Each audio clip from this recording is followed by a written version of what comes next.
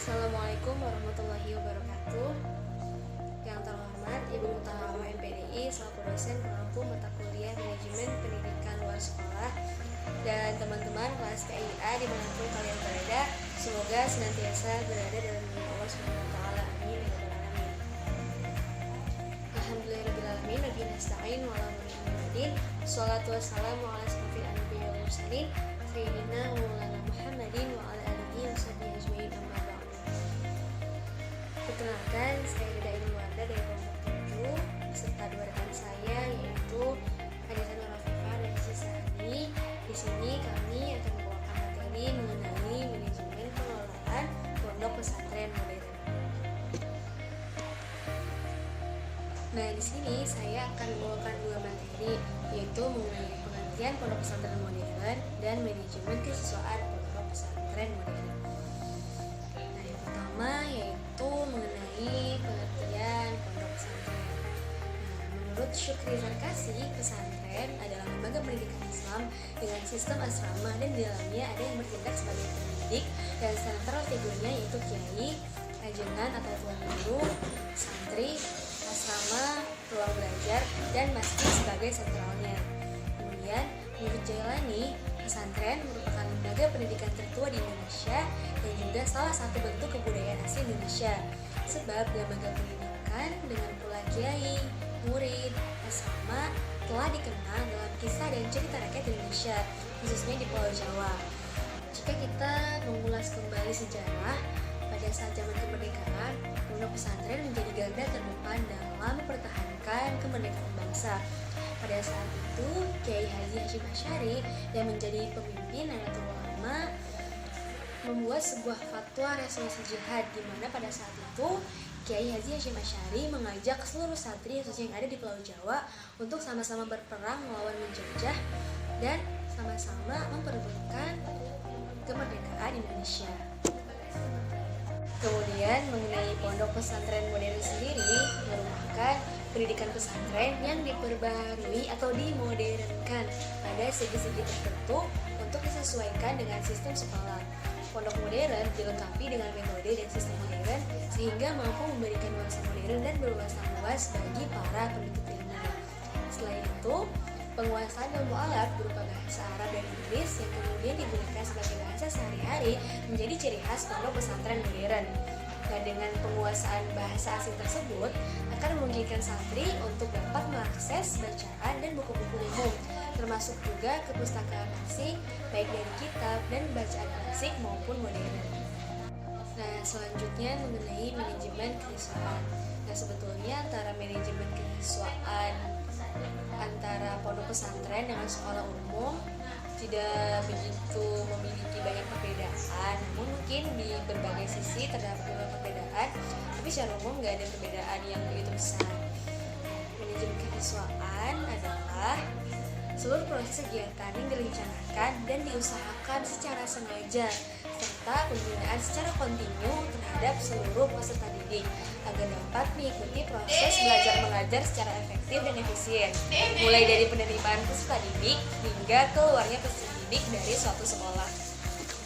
Nah, manajemen kesiswaan bertujuan untuk mengatur berbagai kegiatan dalam bidang kesiswaan agar kegiatan pembelajaran di sekolah dapat berjalan dengan lancar, tertib, teratur, serta dapat mencapai tujuan pendidikan sekolah, serta mengatur berbagai kegiatan dalam bidang kesiswaan.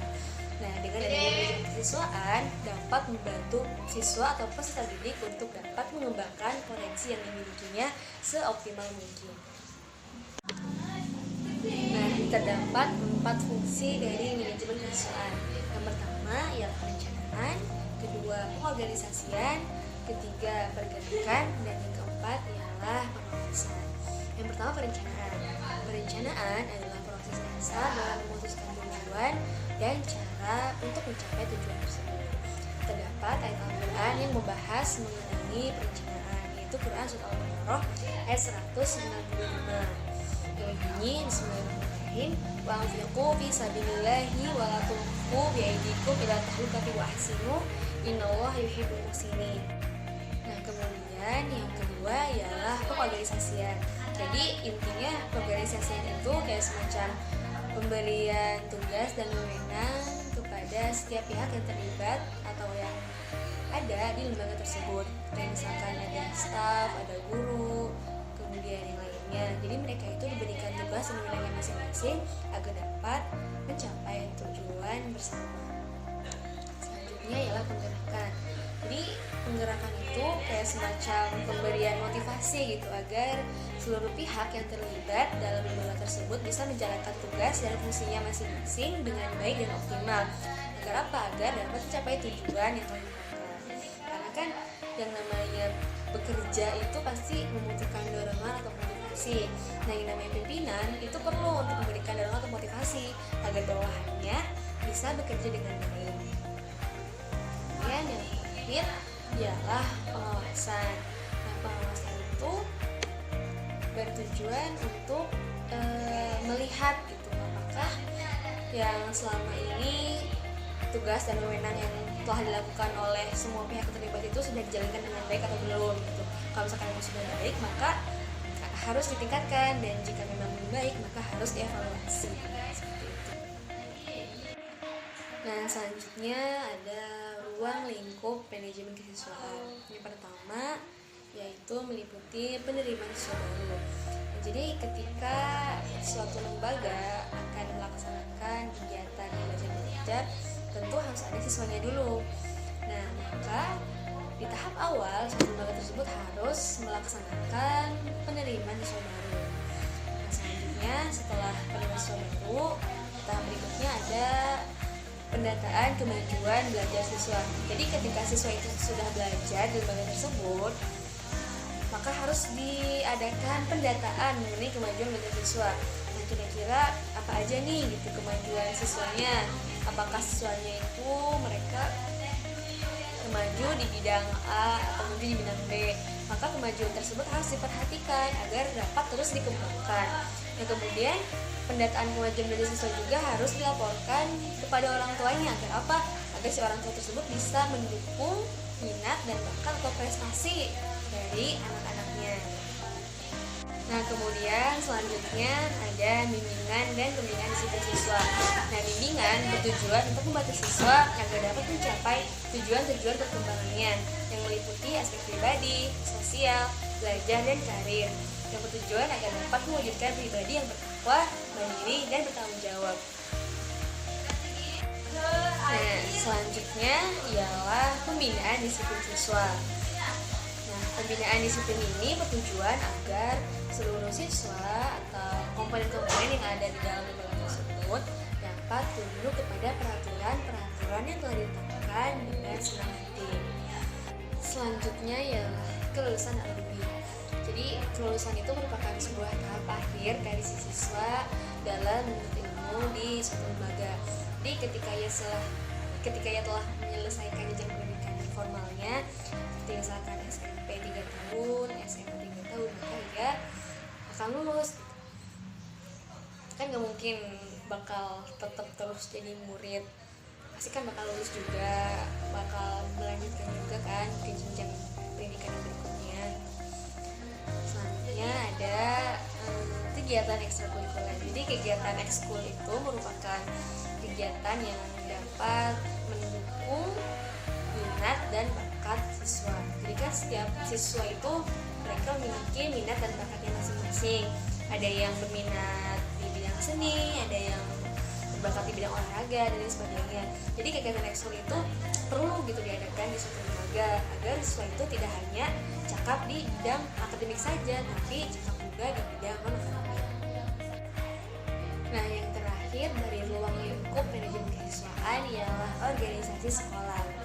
Organisasi sekolah merupakan wadah atau tempat kehidupan peserta didik di sisi lain, yaitu kehidupan peserta didik sebagai calon-calon anggota masyarakat. Nah, organisasi sekolah itu diantaranya ada, kalau misalkan di sekolah-sekolah ada OSIS, kemudian ada juga organisasi seperti eskul-eskul, di sana juga kan termasuknya organisasi, terus ada juga BPK dan sebagainya. Jadi organisasi itu dapat mengasah jiwa sosial siswa, karena kan mau nggak mau siswa itu pada akhirnya mereka akan terjun juga ke masyarakat. Jadi mereka diberikan bekal lewat kegiatan organisasi sekolah. Nah, sekiranya itu saja yang bisa saya sampaikan. Pasti banyak sekali kekurangannya. Nanti teman-teman kalau misalkan belum bisa memahami materinya, bisa ditanyakan saja di sesi diskusi. Dan untuk materi selanjutnya akan dibawakan oleh Anissa Nur Afifah. Sekian dari saya, kurang lebihnya mohon maaf. Assalamualaikum warahmatullahi wabarakatuh. Assalamualaikum warahmatullahi wabarakatuh. Perkenalkan, nama saya Anissa Nur Afifah. Saya akan menjelaskan tentang manajemen sumber daya manusia atau manajemen kepegawaian dan manajemen sarana dan prasarana. Nah, manajemen kepegawaian, manajemen sumber daya manusia dalam lembaga pendidikan menjadi manajemen pendidik dan tenaga kependidikan. Merupakan bagian dari manajemen organisasi yang memfokuskan pada pengelolaan sumber daya manusia.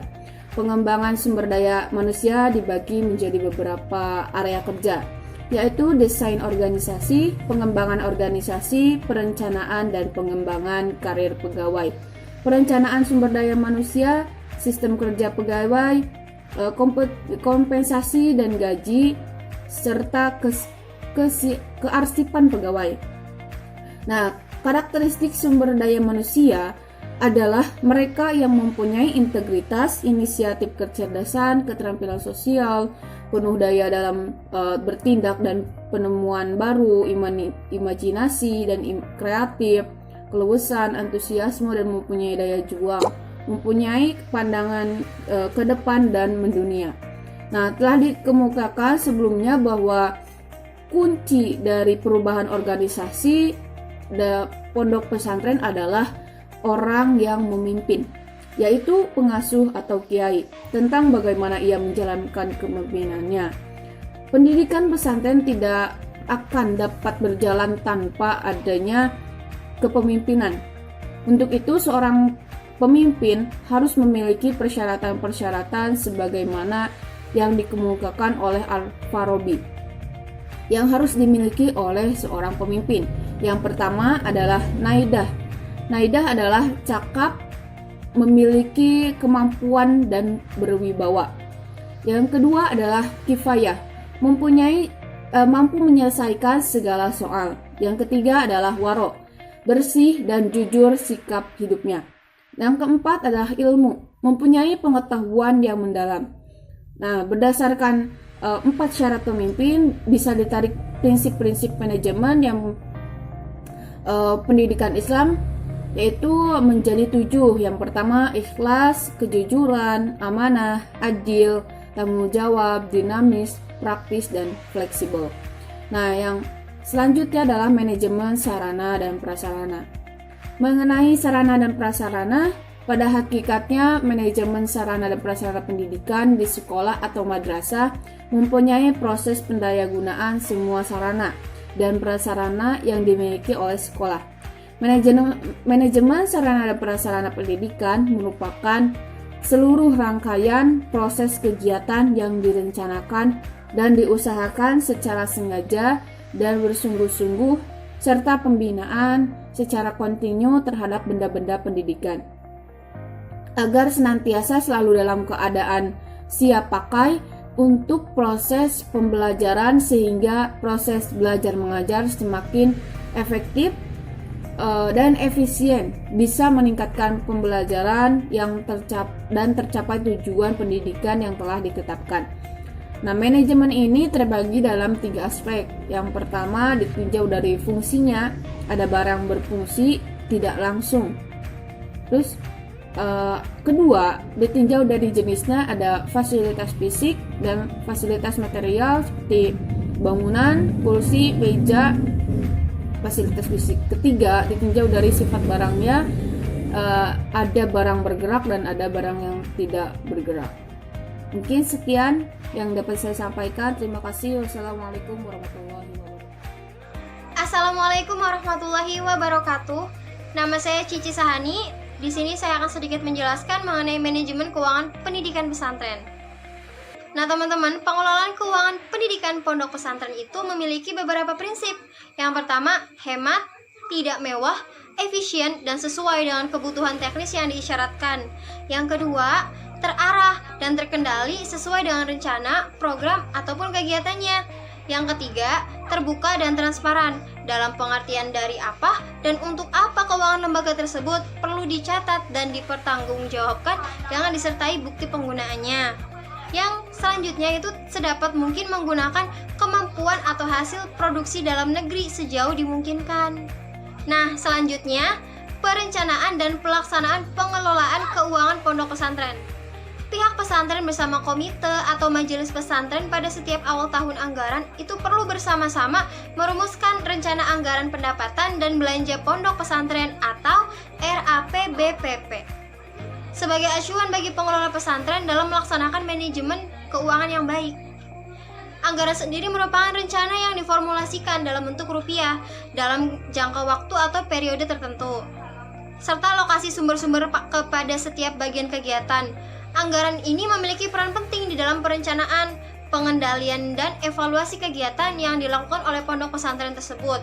Untuk itu, setiap penanggung jawab program kegiatan di pesantren itu harus menjalankan kegiatan sesuai dengan anggaran yang telah ditentukan sebelumnya.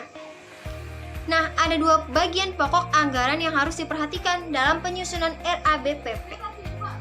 Apa aja sih? Yang pertama, rencana sumber atau target penerimaan atau pendapatan dalam 1 tahun yang bersangkutan, termasuk di dalamnya itu sumber-sumber keuangan dari kontribusi santri, lalu sumbangan dari individu atau organisasinya, sumbangan dari pemerintah itu bila ada ya, dan dari hasil usaha pesantren. Nah, yang kedua itu rencana penggunaan keuangan dalam 1 tahun yang bersangkutan. Semua penggunaan keuangan pesantren dalam 1 tahun anggaran itu perlu direncanakan dengan baik agar kehidupan pesantren itu dapat berjalan dengan baik ke depannya.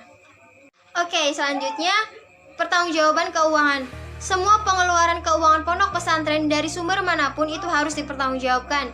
Pertanggungjawaban tersebut menjadi bentuk dari transparansi pengelolaan keuangan. Pada prinsipnya, pertanggungjawaban tersebut dilakukan dengan mengikuti aturan dari sumber anggaran. Dalam kaitan dengan pengelolaan keuangan tersebut, yang perlu diperhatikan oleh bendaharawan pondok pesantren adalah yang pertama, pada setiap tahun anggaran, bendaharawan harus membuat laporan keuangan kepada komite atau majelis pesantren untuk dicocokkan dengan RAPBPP-nya. Yang kedua, laporan keuangan tersebut harus dilampiri bukti-bukti yang ada, termasuk bukti penyetoran pajak atau PPN dan PPH bila ada. Yang ketiga, kwitansi atau bukti-bukti pembelian atau bukti penerimaan kayak berupa tanda tangan, penerimaan honorarium atau bukti pengeluaran lain yang sah. Yang terakhir, neraca keuangan juga harus ditunjukkan untuk diperiksa oleh pertanggungjawaban keuangan dari komite pondok pesantren. Baik, sekian yang bisa saya sampaikan. Kurang dan kurangnya mohon maaf. Wabillahi taufiq wal hidayah. Wassalamualaikum warahmatullahi wabarakatuh.